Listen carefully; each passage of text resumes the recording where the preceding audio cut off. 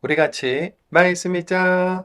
푸른 마르고 꽃은 떨어지나 주의 말씀은 영원합니다. 오늘도 말씀을 나누고 전하는 권서인으로 살아가는 모든 분들을 사랑하고 축복합니다. 오늘 함께 살펴볼 내용은 1. 3차 선교여행 마무리 2. 위험을 무릅쓰고도 예루살렘에 가려는 이유 3. 꼬리에 꼬리를 무는 유대인과 율법의 장벽 4. 소란 중에도 명확한 사명의 말씀 로마로 가라 5. 40명의 결사단과 미뤄지는 바울의 재판입니다. 먼저 첫 번째, 3차 선교여행 마무리입니다. 지도를 보면서 3차 선교여행을 마무리하겠습니다. 지난 시간 이곳 밀레토스에서 에페소스 장로들을 초청해서 마지막 말을 건넨 바울은 코스와 로도, 파타라를 거쳐 티레에 도착했습니다. 티레에서 7일을 머물렀는데요. 제자들은 바울이 예루살렘으로 가려는 것을 막아섰습니다. 성령님이 예루살렘에 발을 들이지 못하게 했다는 겁니다. 카이사레아를 지나 유대아에 들어섰을 때에도 하가보 예언자가 바울의 허리띠를 가지고 이 띠의 임자가 손과 발이 묶여 끌려가게 될 것이라고 예언했습니다. 이쯤 되면 예루살렘으로 들어가는 것을 포기해야 하지 않겠습니까? 그런데도 바울은 주저하지 않고 예루살렘으로 가겠다고 합니다. 이렇게 예루살렘에서 체포되는 것으로 3차 선교 여행이 마무리됐죠. 예루살렘 행을 만류하는 동역자들에게 전하는 바울의 말을 들어보겠습니다. 사도행전 21장 13절입니다. 그때 바울이 대답했다. 왜 이러십니까? 왜 울면서 내 마음을 이토록 찢어놓습니까? 나는 주 예수님의 이름을 위해서 예루살렘에서 투옥되는 것뿐만 아니라 죽을 준비도 되어 있습니다. 아멘. 두 번째, 위험을 무릅쓰고서 예루살렘에 가려는 이유입니다. 그렇다면 우리는 여기서 짚고 넘어가야 할 것이 있는데요.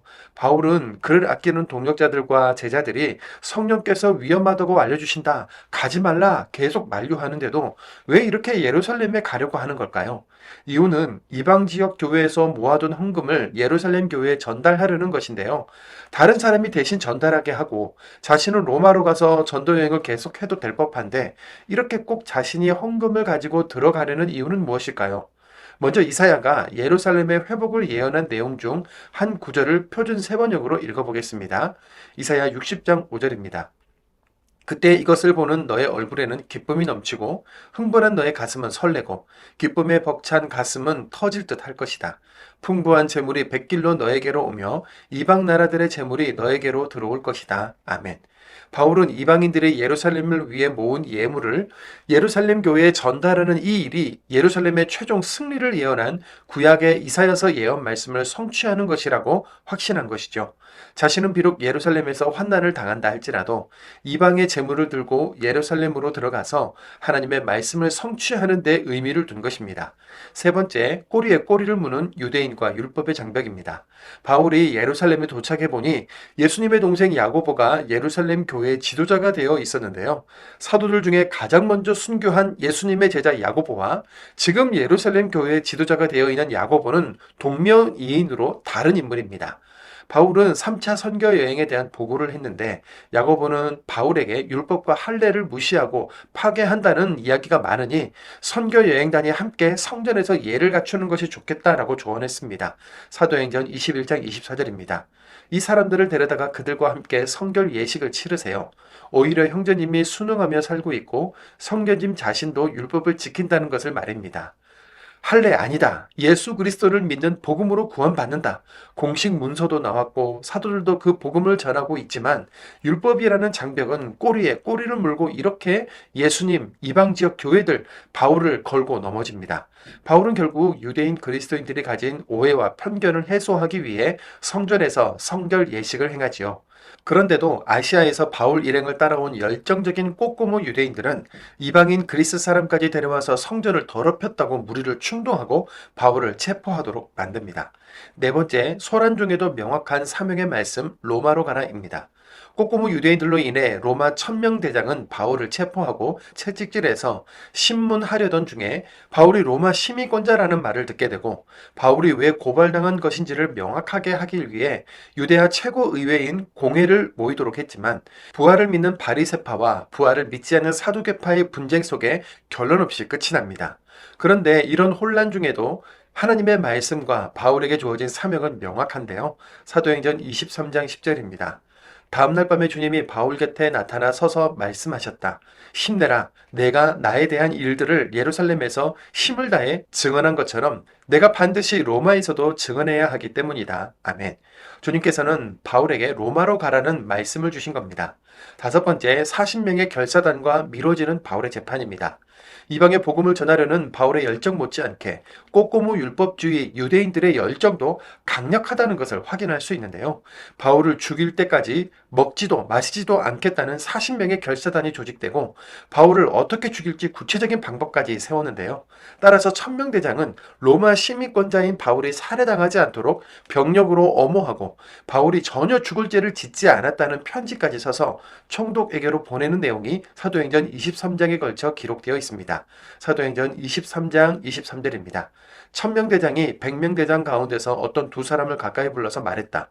병사 200명을 준비시켜서 카이사레아까지 가게 하여라. 기마병 70명과 창병 200명도 그렇게 하여라. 출발은 밤 9시다.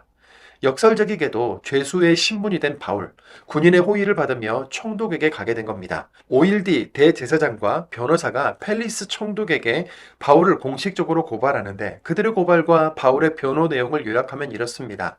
대제사장 무리의 변호사는 바울은 돌림병같이 세상에 분란을 일으키는 사람이며 성전을 더럽히려 했다라고 했고, 바울은 나는 12일 전에 예루살렘에 왔고 성결 예식도 다 행했다.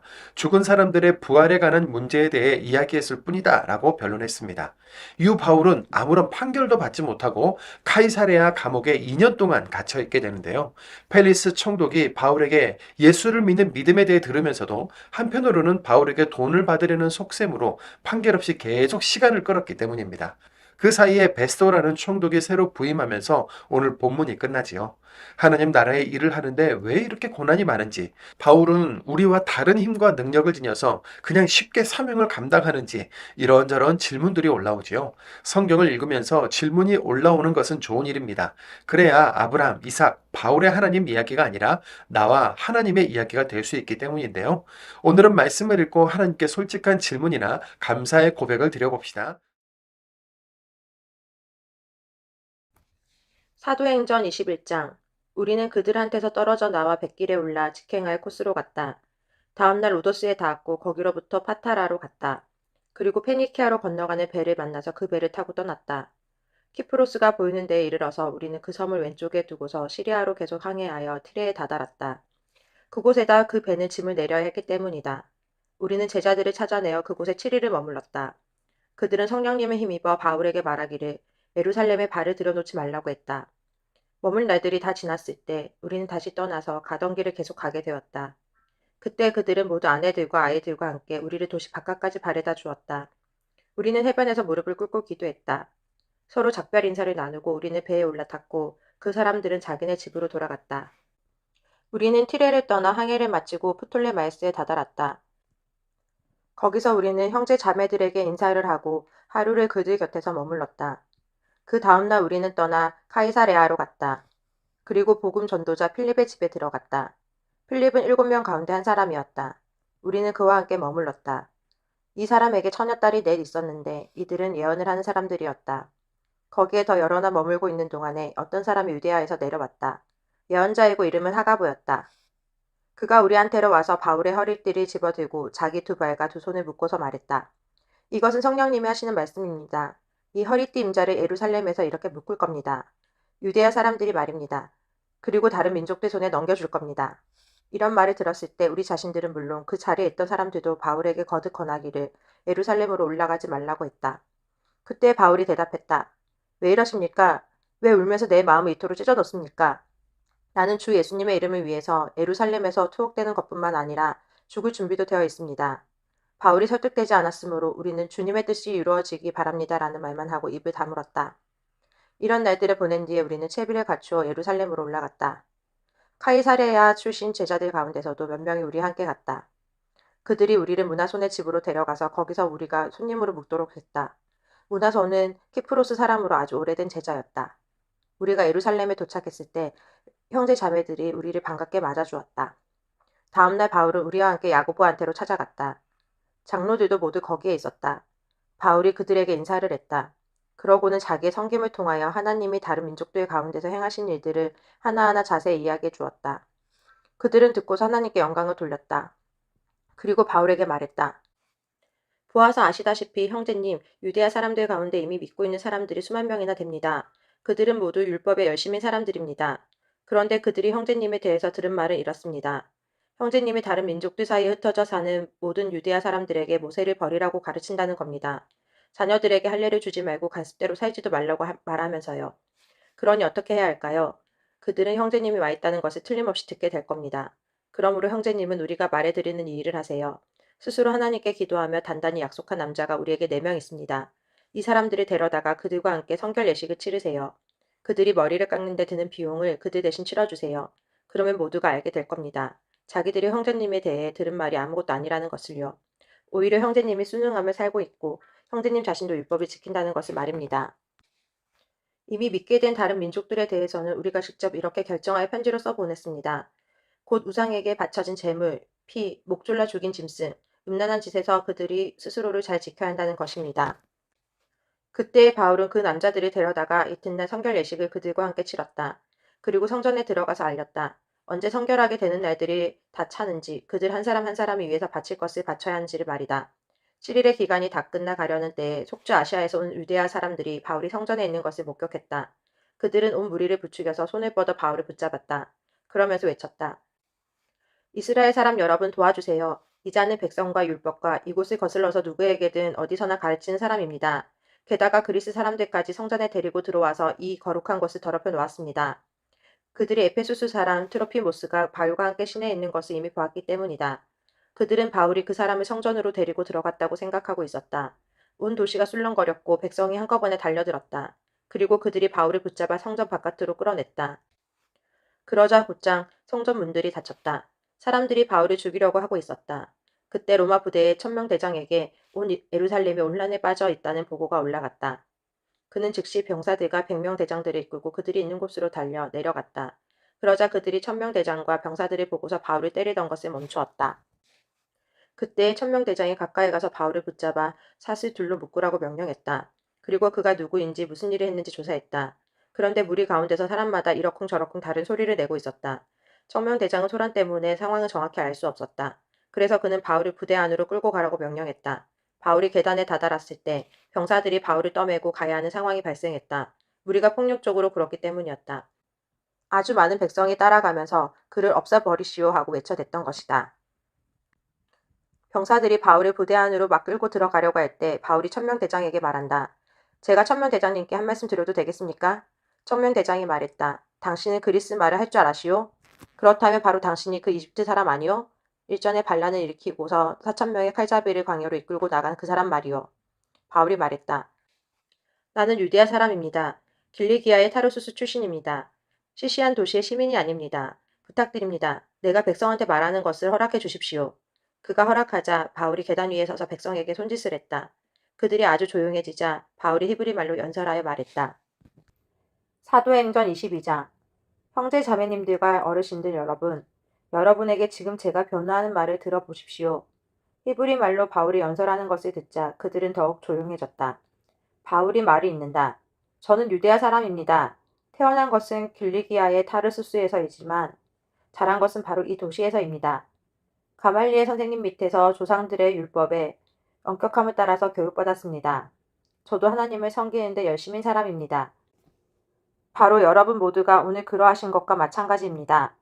저는 이 믿음의 길을 박해하여 사람들이 죽게까지 했습니다. 남자든 여자든 붙잡아 묶어서 감옥에 넘겨주었습니다.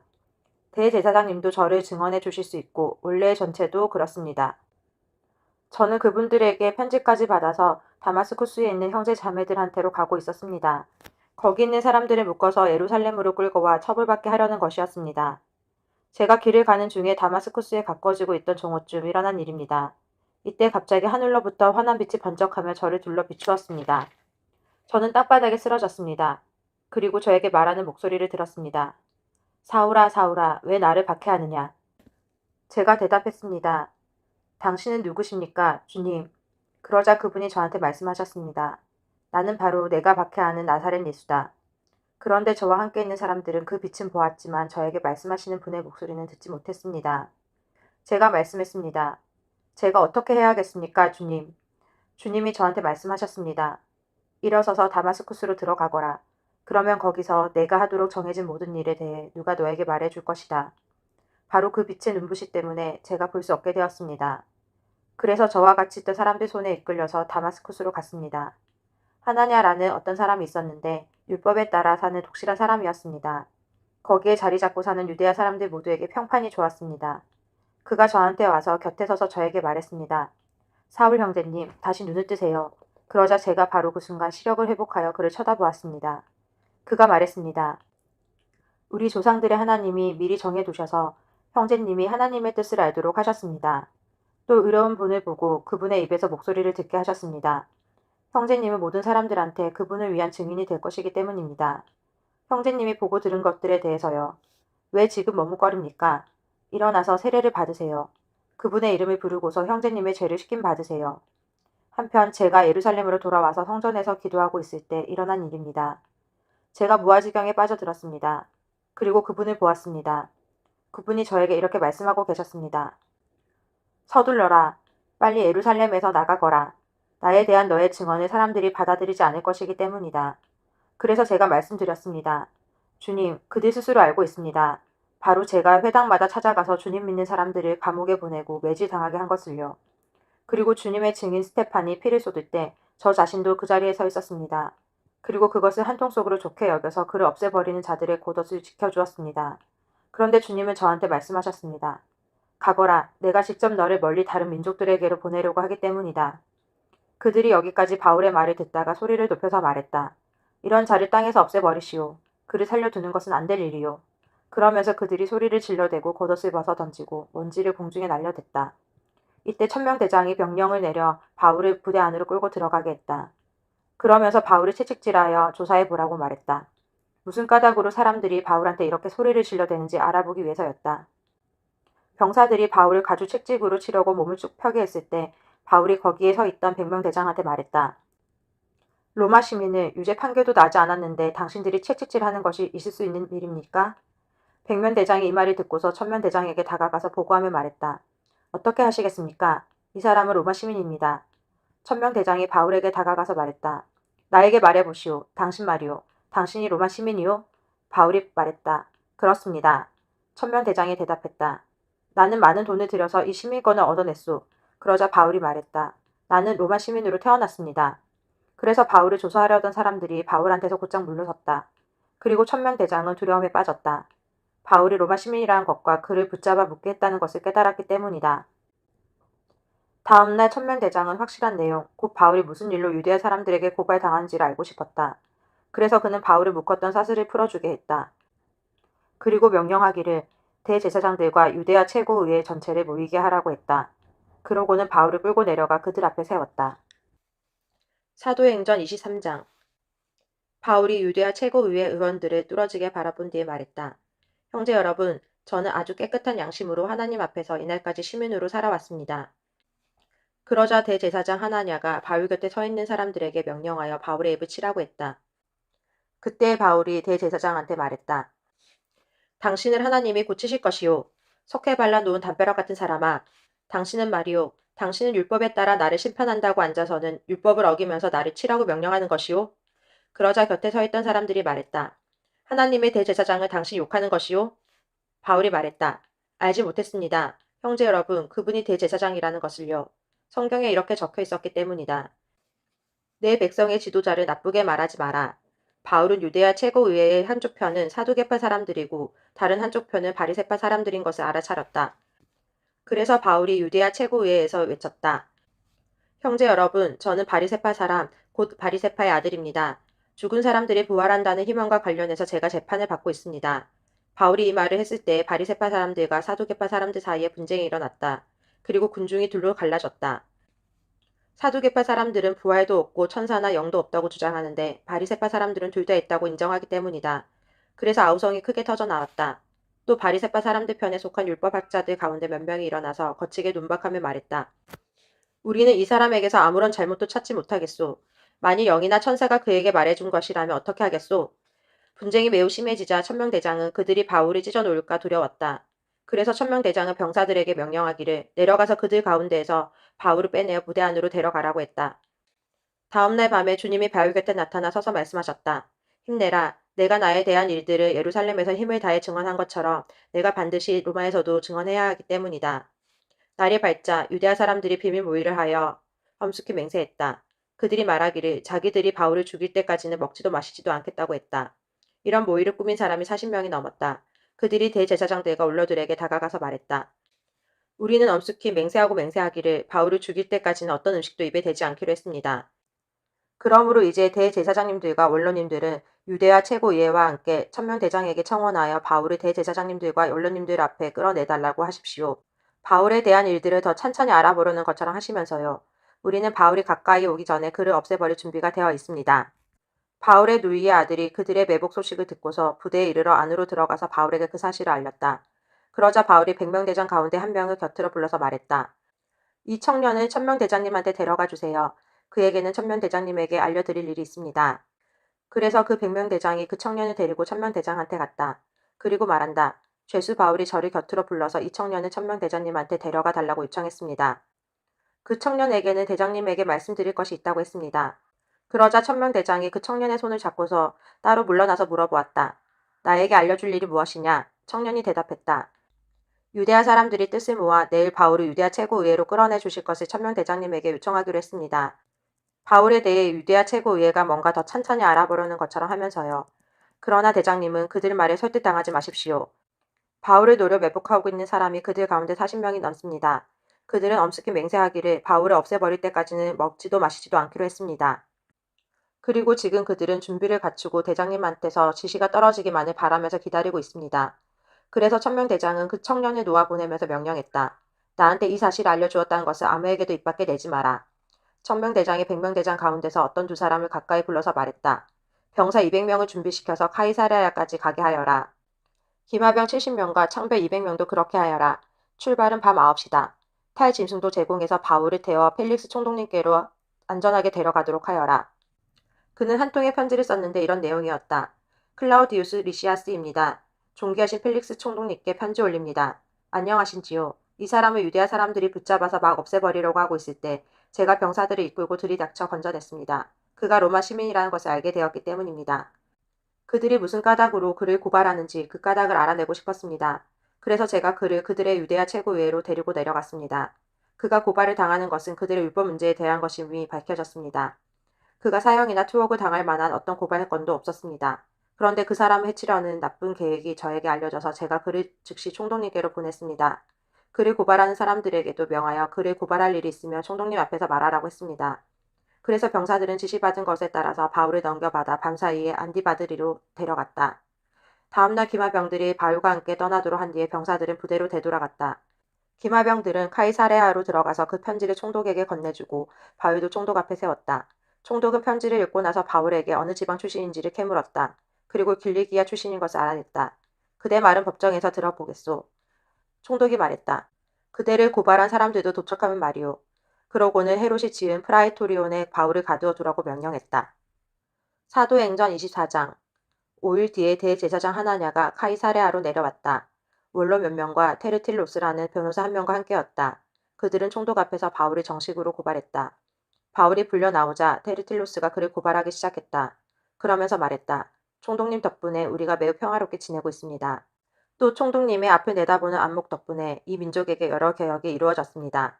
언제 어디서든 우리는 이것을 존귀하신 펠릭스님 매우 감사하게 여기며 환영하고 있습니다. 총독님께 더는 번거로움을 끼쳐드리지 않으려 하니 우리 말을 잠시 너그럽게 들어주시기를 부탁드립니다. 우리가 보니 이 사람은 돌림병 같은 자입니다. 세상에 사는 모든 유대아 사람들 가운데 분란을 일으키는 자요. 나사렛 사람들 분파의 우두머리입니다. 그는 성전도 더럽히려고 했습니다. 그래서 우리가 그를 붙잡았습니다. 그 사람한테 총독님이 직접 신문해 보시면 우리가 고발하는 이 모든 것에 대해서 확인하실 수 있을 것입니다. 유대아 사람들도 힘을 실어주면서 사실이 그러하다고 주장했다. 총독이 바울에게 말을 하라고 고개를 끄덕이자 바울이 대답했다. 여러 해 전부터 총독님이 이 민족의 재판관으로 계신 것을 제가 알고 있습니다. 그래서 기쁜 마음으로 저의 일을 변호하겠습니다. 총독님이 확인할 수 있으실 텐데 저는 기껏해야 12일 전에 예루살렘에 예배드리러 올라왔습니다. 성전에서 제가 누구와 말다툼을 벌이거나 무리를 끌어모으는 것을 그들은 본 적이 없습니다. 회당들이나 시내 어느 곳에서도 마찬가지입니다. 지금 저를 고발하는 것들에 대해서 그들은 총독님께 아무 증거도 내놓을 수 없습니다. 제가 총독님께 인정하는 것은 이것입니다. 곧 그들이 분파라고 말하는 그 믿음의 길을 따라서 제가 조상의 하나님을 섬긴다는 것입니다. 그러면서 율법에 따른 것들과 예언자들의 책에 적혀 있는 것들을 다 믿고 있다는 것입니다. 저는 하나님을 향한 희망을 가지고 있습니다. 그 희망은 이 사람들 스스로도 받아들이는 것입니다. 곧 의로운 사람들과 불의한 사람들의 부활이 머지않아 있을 거라는 것입니다.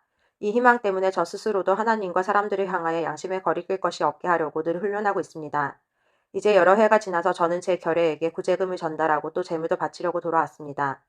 그때 그들이 성전에서 저를 보았는데 제가 성결 예식을 이미 끝낸 상태였습니다. 저는 무리와 함께 있지도 않았고 소란도 없었습니다. 속주 아시아에서 온 유대아 사람 몇 명이 있었을 뿐입니다. 그들에게 저에 대한 고발거리가 있으면 그들이 총독님 앞에 나와서 고발해야만 합니다. 아니면 제가 유대아 최고의회 앞에 섰을 때 이들이 저한테서 무슨 불의한 것을 찾아냈는지를 이들이 직접 말해야 합니다. 아니면 제가 그들 가운데 서서 내놓고 이렇게 외친 이 한마디 때문일 수 있습니다. 내가 오늘 여러분 앞에서 재판을 받고 있는 것은 죽은 사람들의 부활 문제에 관한 것입니다. 펠릭스는 그들 문제의 판결을 미루었다. 그는 그 믿음의 길에 대한 것을 더 정확히 알고 있었지만 이렇게 말했다. 천명대장 리시아스가 내려오면 여러분 문제를 결정하겠소. 펠릭스는 백명대장에게 명령하여 바울을 지키도록 했다. 그렇지만 조금 자유를 주고 가깝게 지내는 사람 가운데 누군가가 그를 시중드는 것을 막지 말라고 했다. 며칠 뒤에 펠릭스가 자기의 아내 드루실라와 함께 왔다. 드루실라는 유대한 여자였다. 펠릭스는 바울을 불러오게 해서 그리스도 예수를 믿는 믿음에 대해 바울의 말을 들었다. 정의와 절제와 곧 닥칠 심판에 대해 바울의 의견을 주고받으며 가르칠 때에 펠릭스는 두려움에 빠져 대답했다. 지금은 그만 가시오. 기회를 잡아서 다시 부르겠소. 동시에 펠릭스는 바울이 자기에게 돈을 줄 것이라고 은근히 기대하고 있었다. 그래서 펠릭스는 더 자주 바울을 불러오게 해서 바울과 대화를 나누곤 했다.